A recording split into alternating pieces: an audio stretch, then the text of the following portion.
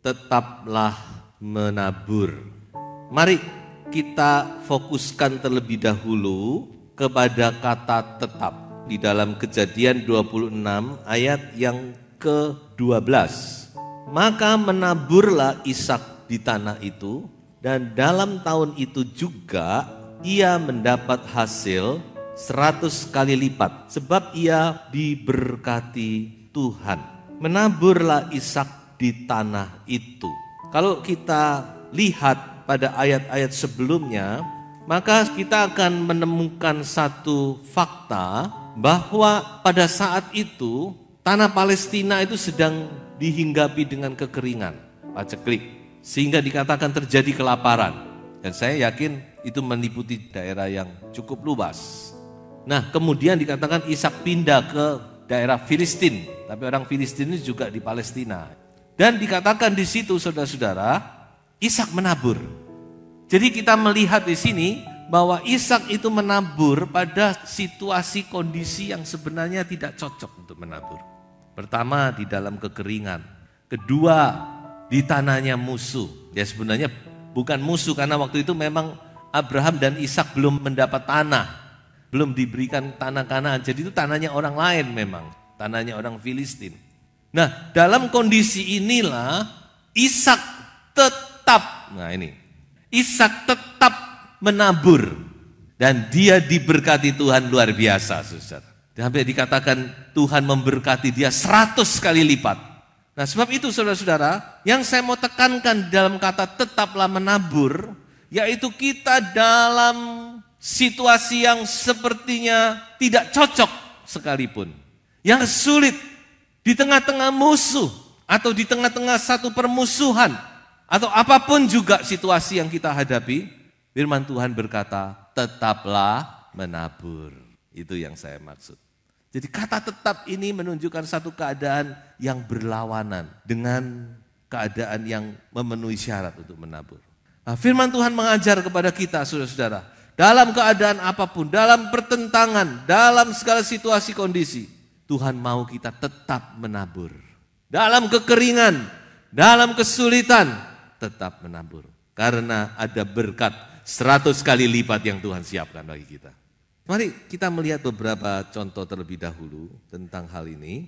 Di dalam 2 Korintus pasal 8 ayat 1 sampai ayat yang keempat. Di sini kita mendapat satu contoh tentang tetap menabur. 2 Korintus pasal 8 ayat 1 sampai 4. Saudara-saudara, kami hendak memberitahukan kepada kamu tentang kasih karunia yang dianugerahkan kepada jemaat-jemaat di Makedonia. Perhatikan kasih karunia. Selagi dicobai dengan berat dalam pelbagai penderitaan, sukacita mereka meluap, dan meskipun mereka sangat miskin, namun mereka kaya dalam kemurahan. Aku bersaksi bahwa mereka telah memberikan menurut kemampuan mereka, bahkan melampaui kemampuan mereka. Dengan kerelaan sendiri, mereka meminta dan mendesak kepada kami supaya mereka juga beroleh kasih karunia untuk mengambil bagian dalam pelayanan kepada orang-orang kudus. Sudah dalam suratnya kepada sidang jemaat Korintus, Paulus dia mengambil contoh sidang jemaat Makedonia. Sidang jemaat Makedonia itu termasuk Filipi. Dikatakan di situ oleh Paulus, secara finansial mereka itu kekurangan, perlu dibantu. Tapi saudara, yang terjadi adalah kebalikannya. Mereka justru dalam keadaan yang kekurangan, dalam keadaan yang minim, dalam kekeringan, tapi mereka tetap menabur. Ini satu contoh yang luar biasa. Menabur dalam keadaan yang minim, saudara-saudara. Menabur apa di sini? Menabur kemurahan hati, menabur kebaikan. Ini salah satu ciri dari anak Tuhan itu, murah hati, saudara. Memberi, tidak berlebih-lebihan, tapi itu tidak menghalangi sidang jemaat Makedonia untuk memberi. Tapi ingat, semua itu karena kasih karunia Tuhan. Bukan karena kita mau dan sebagainya, tapi dikatakan oleh kasih karunia Tuhan kita dapat melakukan itu. Nah ini saudara, menabur dalam kebencian. Kebencian di sini bukan yang nabur, tapi maksudnya suasananya itu tidak cocok untuk menabur. Yaitu seorang tokoh yang sudah tidak asing lagi, Yusuf. Bagaimana Yusuf dalam situasi dia dibenci oleh saudara-saudaranya, diperlakukan dengan sewenang-wenang, bahkan saudara-saudara dia sempat mau dibunuh, tapi dia tetap menabur kebaikan hati, menabur kasih, menabur damai, sehingga saudara-saudaranya mendapat ketentraman, bukan? Sebenarnya mereka sudah ketakutan, waduh ini mampuslah kita kali ini. Tapi perkataan-perkataan Yusuf itu memberikan damai, jaminan kepada mereka. Bahkan saudara-saudara kalau sudah perhatikan, Yusuf ini luar biasanya, dia ini sampai kepada anak-anak dari saudara-saudaranya, dia jamin. Coba kita lihat Kejadian pasal 50 ayat 21. Jadi janganlah takut, aku akan menanggung makanmu dan makan anak-anakmu juga. Demikianlah ia menghiburkan mereka dan menenangkan hati mereka dengan perkataannya. Makananmu dan makanan siapa? Anak-anakmu. Sampai anak-anaknya diperhatikan oleh Yusuf. Menabur dalam situasi yang sulit, saudara-saudara. Pada umumnya orang kalau sudah seperti ini, nah sudah, ya dia pasti akan sedikit banyak dia akan memperlakukan saudaranya dengan tidak baik atau bagaimana ya. Karena dia pernah mengalami perlakuan yang demikian. Tapi Yusuf tidak, dia tidak mau dia. Dia takut kepada Tuhan, dia tidak mau melakukan itu.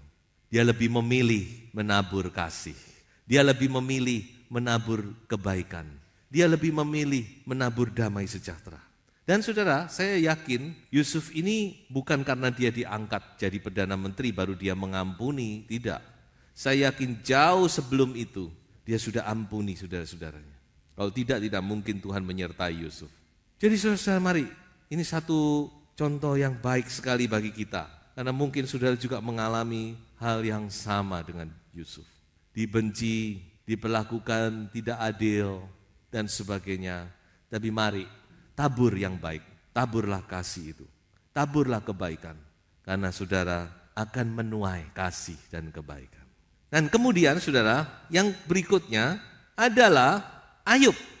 Apa yang ditabur Ayub? Kita sudah lihat. Adalah apa? Ketekunan, kesabaran. Ini yang ditabur Ayub dalam penderitaan. Bagaimana kita dalam menghadapi situasi yang seperti Ayub, bangkrut, terus anak-anaknya dipanggil Tuhan, kemudian mendapat sakit penyakit, lalu oleh istrinya yang dia masih satu-satunya bisa andalkan pun, Ayub sudah disingkirkan, dihina. Tidak mudah bukan? Tetapi saudara-saudara, firman Tuhan mencatat bahwa Ayub tekun dalam semuanya itu. Dia menabur ketekunan, dia menabur kesabaran. Dan apa yang terjadi pada akhirnya? Ayub dipulihkan oleh Tuhan melebihi dari yang semula. 2 kali lipat dikembalikan oleh Tuhan. Saudara, mungkin saudara juga mengalami penderitaan dan sebagainya. Mari tabur ketekunan itu. Tekun di sini artinya apa? Ayub tetap setia. Ayub tidak menyangkal Tuhan. Ayub tidak mundur imannya. Dia tidak ngomel, bersungut-sungut kepada Tuhan, mempersalahkan Tuhan. Itu yang dicatat dalam kitab Ayub, bukan?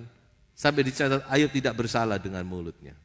Hari-hari ini saudara-saudara, Tuhan itu sedang memurnikan iman anak-anaknya, iman gerejanya.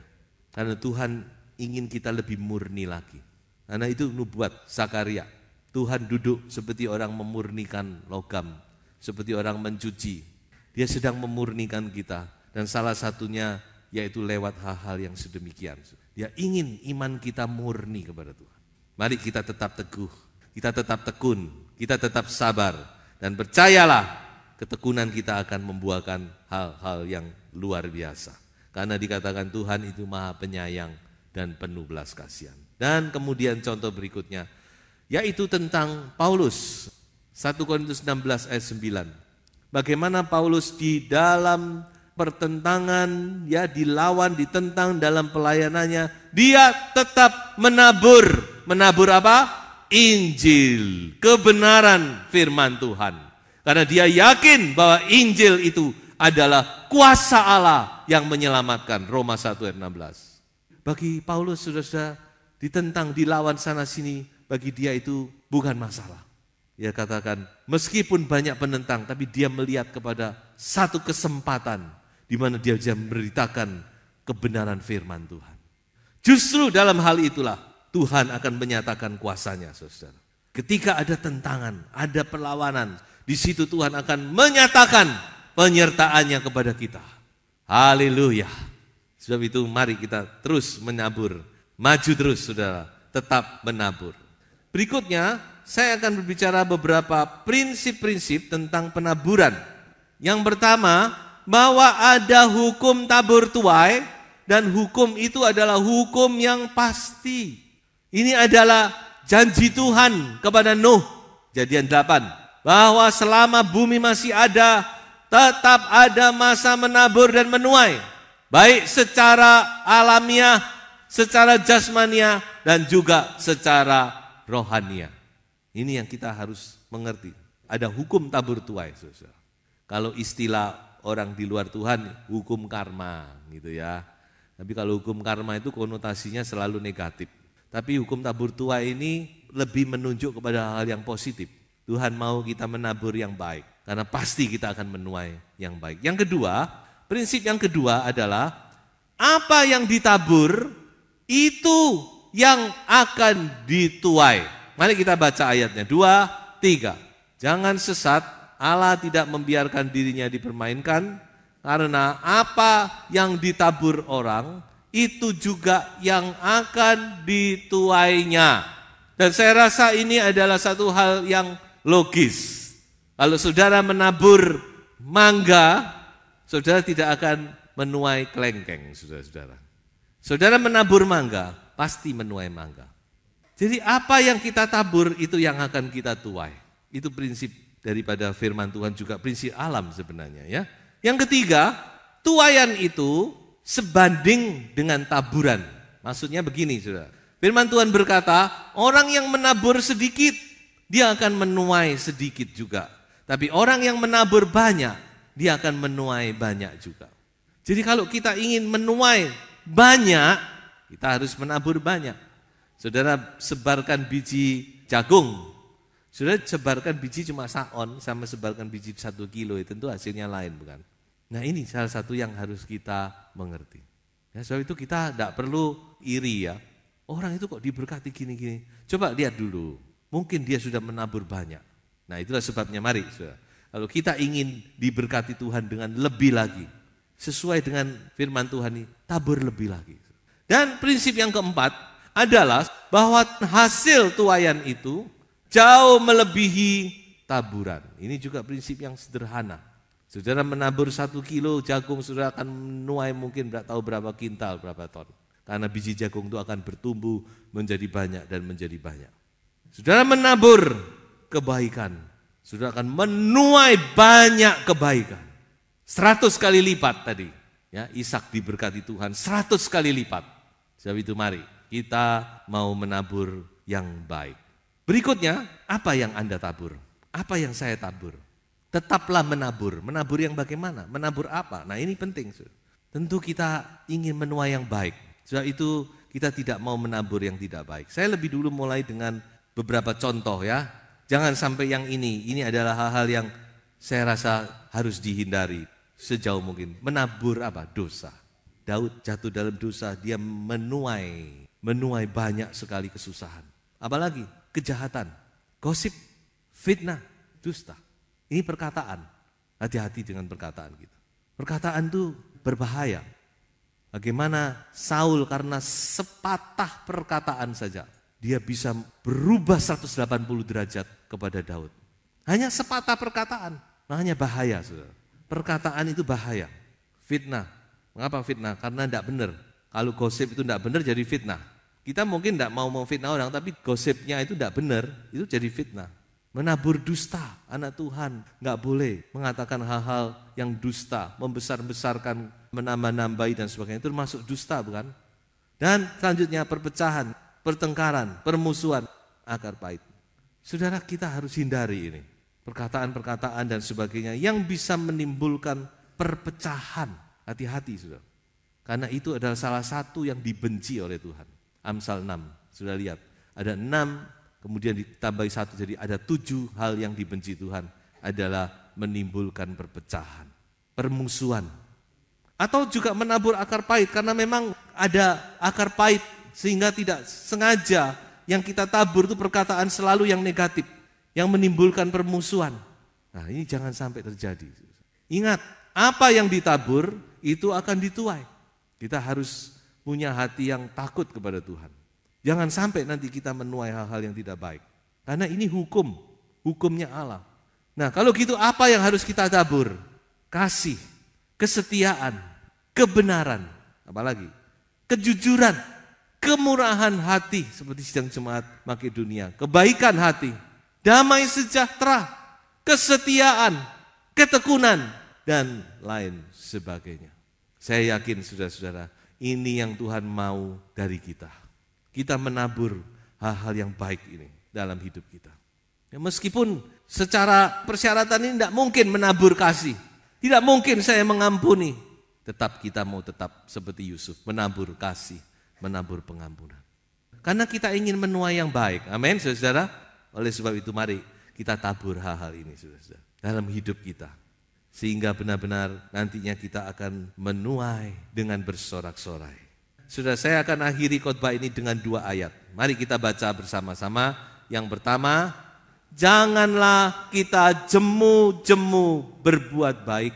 Karena apabila sudah datang waktunya, kita akan menuai jika kita tidak menjadi lemah. Versi bahasa Indonesia sehari-hari, ayat yang sama. Sebab itu, janganlah kita menjadi bosan melakukan hal-hal yang baik. Sebab kalau kita tidak berhenti melakukan hal-hal itu, sekali kelak kita akan menuai hasilnya. Jadi ayat ini memberi kepada kita satu nasihat dan juga satu jaminan kepada kita. Kalau kita tetap tidak lemah, kita bisa lemah. Ada satu saat rasanya selama ini sepertinya yang kita lakukan itu sia-sia. Tapi firman Tuhan juga kata, jangan berhenti. Tetaplah. Tabur yang baik, berbuat baik, lakukan hal-hal yang baik. Karena satu saat kamu akan menuai. Kalau kita tidak menjadi lemah. Kalau kita tidak berhenti. Ayat yang berikutnya, ayat terakhir. Orang-orang yang menabur dengan mencucurkan air mata akan menuai dengan bersorak-sorai. Orang yang berjalan maju dengan menangis sambil menabur benih pasti pulang dengan sorak-sorai sambil membawa berkas-berkasnya. Di dalam bahasa Ibrani kata pasti itu diulang. Kalau saya boleh Indonesiakan pasti kira-kira gitu. Jadi apa artinya? Bahwa itu pasti. Bukan mudah-mudahan, tidak. Firman Tuhan berkata apa? Pasti. Kalau Tuhan ngomong pasti ya pasti. Saudara tetap maju. Walaupun mungkin harus kita dengan air mata, dengan tangisan. Tapi tetap tabur yang baik. Tabur kebenaran, tabur kasih, tabur kemurahan, tabur kekudusan, tabur ketekunan, tabur damai sejahtera. Karena Anda pasti menuai. Oleh sebab itu, sebagai kesimpulan, oleh sebab itu, dalam segala situasi dan kondisi, usahakanlah diri Anda untuk tetap menabur hal-hal yang baik. Dan percayalah, satu saat Anda pasti akan menuai dengan bersorak-sorai. Tuhan Yesus memberkati.